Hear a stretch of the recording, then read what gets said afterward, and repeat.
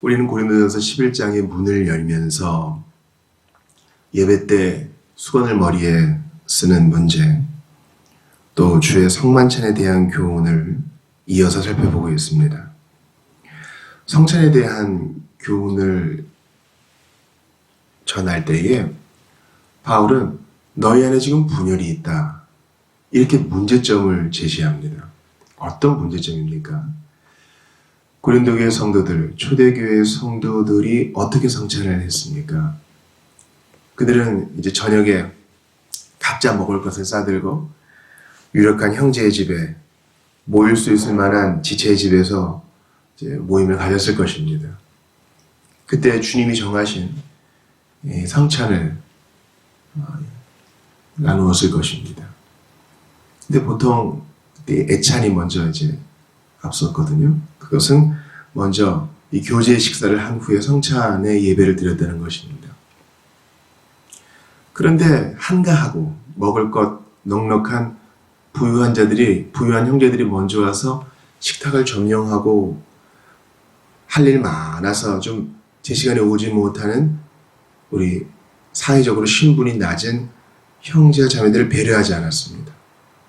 그들이 헐레벌떡 와보니 먹을 것은 다 떨어져 있고 식탁은 다 차지하에 있고 또 먼저 온 유력한 형제들은 이미 다 취해 있고 이것이 옳지 않다, 바울이 얘기합니다. 그러면서 너희들이 지금 어지럽히고 있는 주의 만찬, 주의 성찬이 어떤 의미인 줄은 알고 그렇게 함부로 하느냐? 그것은 하나님을 업신여기는 것이다, 이렇게 얘기하면서 이 성찬에 대한 교훈을 진행하고 있는 것입니다.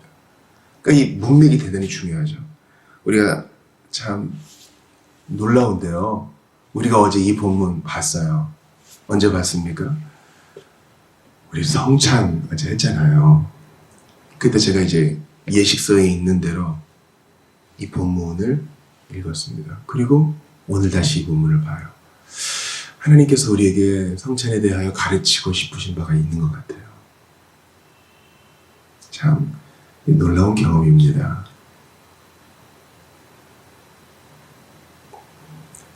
그래서 지난번에 봤던 22절을 보면은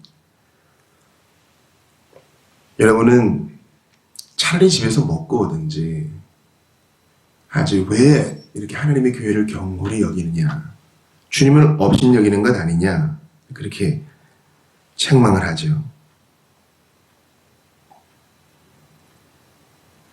그러면서 이 성찬의 의미를 우리에게 자세히 얘기해 줍니다.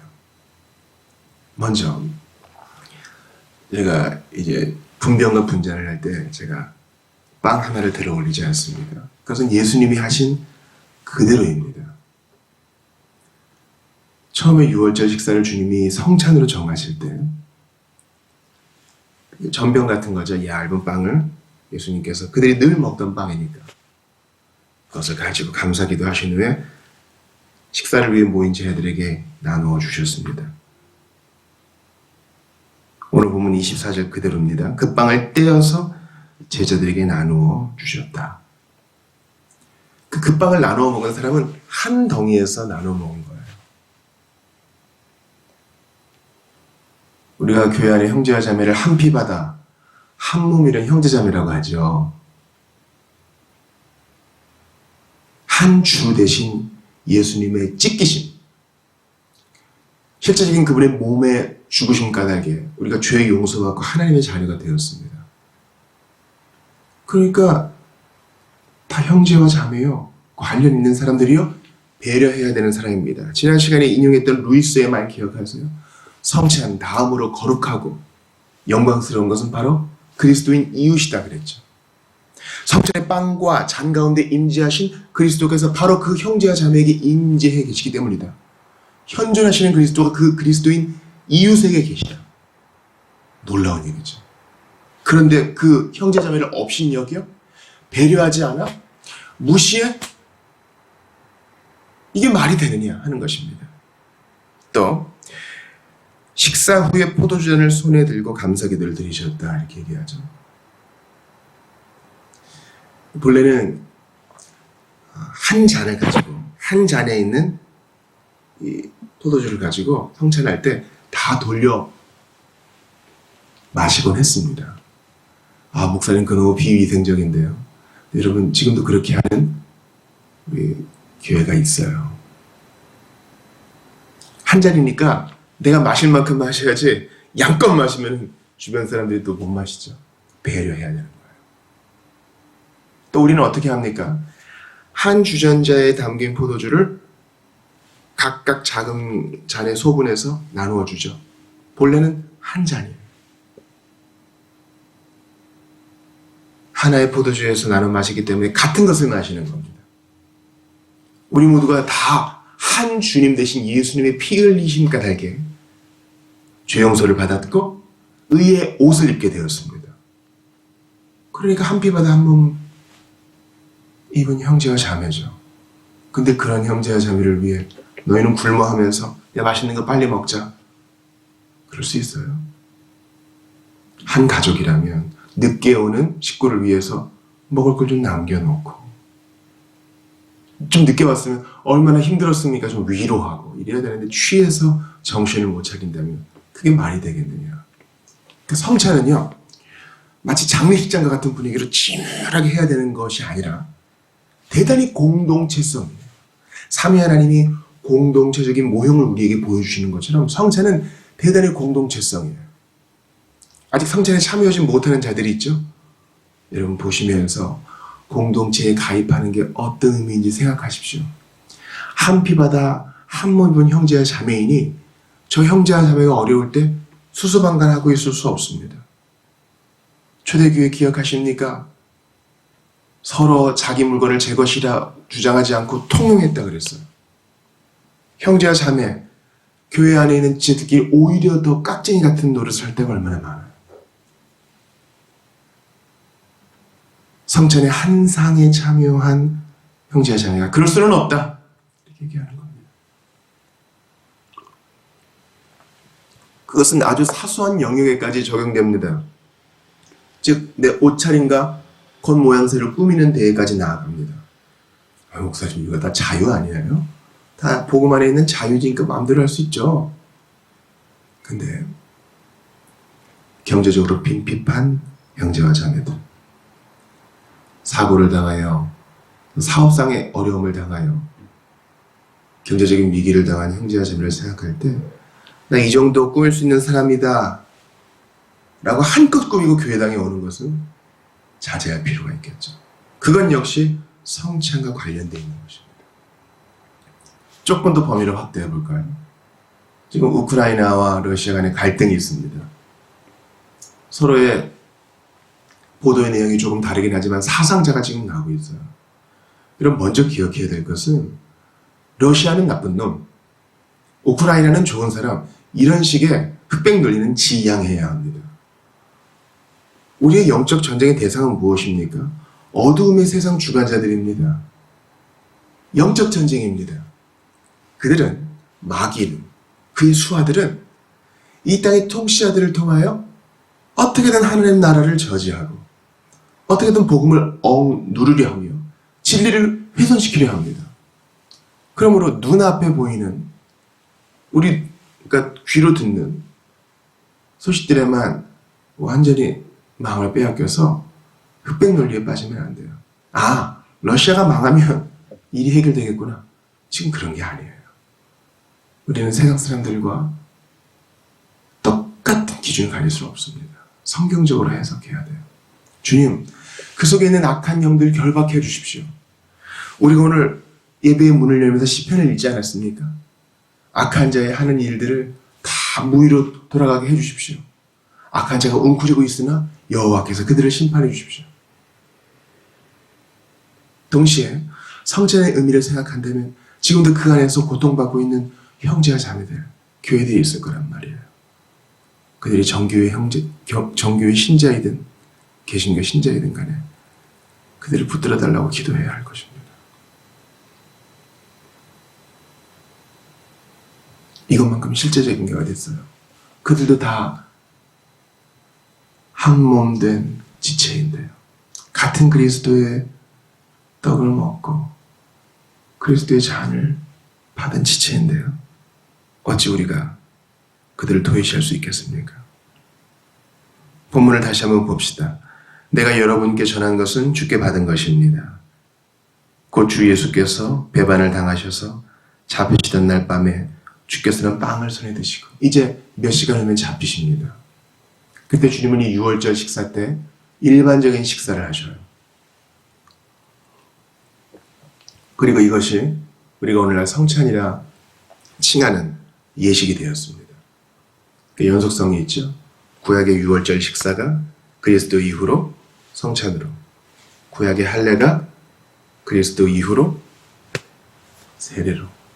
우리는 이 두 가지 성례만을 인정합니다. 주의 만찬은 단순한 개념이 아닙니다. 더욱 깊이 기념해야 할 것입니다. 왜냐하면 그리스도의 죽음을 기리는 것이기 때문입니다. 예수께서 친히 자신의 입으로 너희가 이것을 행하여 내가 다시 오실 때까지 이것을 행하라, 기억하라 하십니다. 아버지 하나님께 감사기도를 드리신 후에 그 빵을 떼어서 제 아들에게 나누어 주시며 말씀하셨습니다. 이것은 너희를 위한 내 몸이다. 이것을 행하여 나를 기념하여라. 이것은 내 몸을 상징한다는 것이죠. 실제로 우리가 성찬을 할 때 이 빵의 덩어리가 예수님의 몸이 되는 것은 아닙니다. 빵은 빵일 뿐이죠.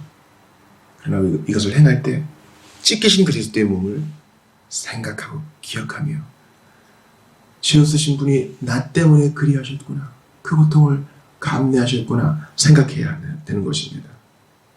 오병이어를 기억해 보세요. 예수님이 똑같이 하나님 아버지께 감사기도를 드리신 후에 손일의 도시락으로 가져온 그 보리떡을 나누십니다. 똑같이 떼어주세요. 줄지 않아요. 그곳에 모인 수천 명의 사람들이 먹고 남음이 있었습니다. 성찬은 그런 거예요. 그리스도의 몸에 참여한 지체들을 위해 기꺼이 내 것을 나눌 때 오히려 더 풍성해지는 거예요. 내 시간을 쪼개서 기도할 때 오히려 내가 더 의미 있는 삶을 살 수 있고, 내 주머니를 비워서 그들을 도울 때 오히려 주님이 더 채우시는 것을 경험하는 거예요. 내가 꽉 잡고 있고 내 발전만을 위해 쓸 거야.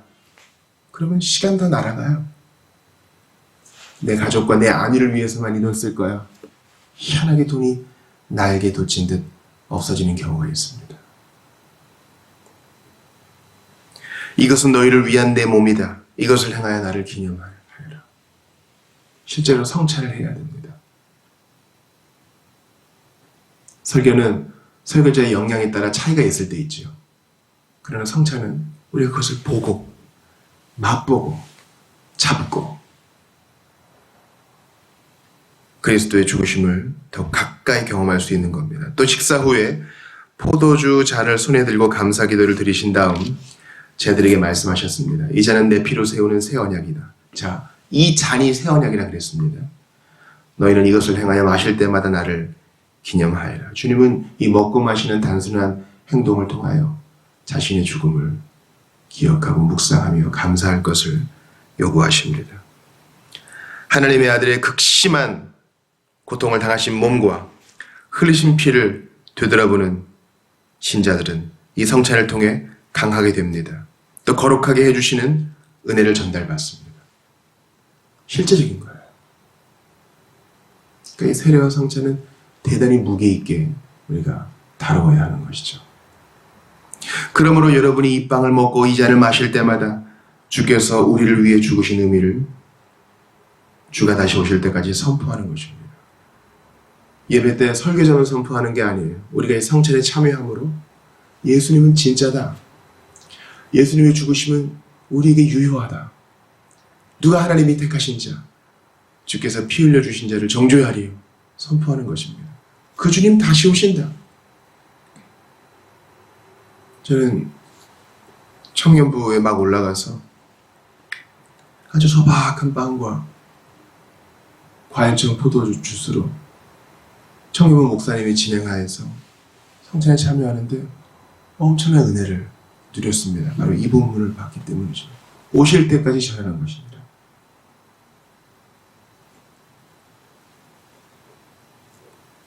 이스라엘과 맺어졌고 이 이스라엘의 죄 때문에 끊임없이 깨어진 모세 언약은 하나님의 백성의 과거, 현재, 미래의 모든 죄에 대한 완벽한 속죄를 제공한 새 언약으로 대체됩니다. 바로 이 떡과 잔이 새 언약입니다.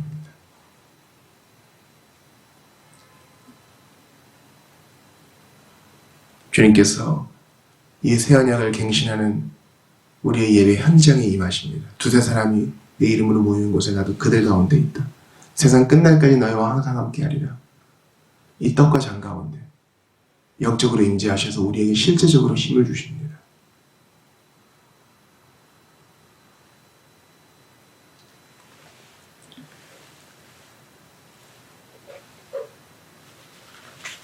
제가 여러분과 히브리서 8장 말씀을 잠깐 보겠습니다. 8장 12, 13절입니다. 그리고 그때에 나는 그들의 허물을 불쌍히 여겨 다시는 그들의 죄를 기억하지 않을 것이다. 이처럼 하나님께서는 새 언약이라는 표현을 사용하심으로써 첫 번째 언약을 낡고 쓸모없는 것으로 여기셨습니다. 낡고 쓸모없게 된 것은 이내 사라지게 마련입니다. 더 이상 우리는 구약의 관습법에 매이지 않습니다. 행함으로 구원받는 두려움에 빠지지 않습니다. 우리의 행함은 이제 감사의 표현일 따름입니다. 예수님이 나 같은 것을 위해 그 몸을 찢으시고 나 같은 것을 위해 그 몸의 피를 다 흘려주시고 나 같은 것을 위해 죽으시고 나를 의롭다 하시기 위하여 부활하셔서 지금도 졸지도 주무시지도 않고 이 성찬에 임재하신 것처럼 나와 함께 하시며 나를 돌보시고 필요한 모든 것을 내어주시는데 내가 두려워할 게 뭐예요? 새 언약은 좋은 거예요. 이 새 언약을 체결하고 비준하시기 위하여 예수님께서 당하신 희생을 가볍게 여기지 마십시오. 제가 무슨 인사말처럼 예수님을 깊이 묵상하십시오. 십자가를 더욱 바라보십시오 하는 것은 가벼운 얘기가 아니에요. 희한하게도 우리의 능력은 여기서 시작됩니다. 그 누추한 십자가를 바라보고 묵상하고 생각하고 마음에 새길 때 오히려 더 강한 사람이 되고 십자가를 마음에 품고 내 몫에 대인 십자가를 무시하지 않고 예수님 바라보며 한 걸음 두 걸음 뗄 때 주님 원하시는 삶을 살 수 있게 되는 것입니다. 더 자유로운 삶을 살 수 있게 되는 것이에요. 그러므로 성찬해 주는 공동체성을 잊지 마십시오. 이 떡과 잔에 참여하는 자들은 다 내 형제요 자매다. 나눌 때 더 큰 은혜가 임한다. 예수님이 자신을 나누어 주시고는 우리에게 말씀하십니다. 너도 이와 같이 하여라. 성찬은 주님이 함께 하시는 약속의 표지입니다. 떡이 넘어가죠. 포도주가 넘어갑니다. 이것은 실제적인 양분이 되어 우리에게 힘을 주는 것처럼 예수님이 도와주시면 이보다 더 확실합니다. 만나를 먹은 자들은 광야에서 죽었지만 이 떡과 잔에 참여한 자는 주님과 함께 영생을 누리게 될 것입니다. 지금 잠깐 고난받아도 주님이 도우시는 힘으로 능히 일어나게 될 것입니다.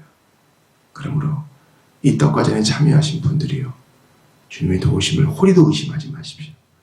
이 떡과 잔에 참여하신 분들이요, 고통받는 형제와 자매를 기억해 주십시오. 주께서 오늘도 우리와 함께 해주시기를 빕니다. 아멘.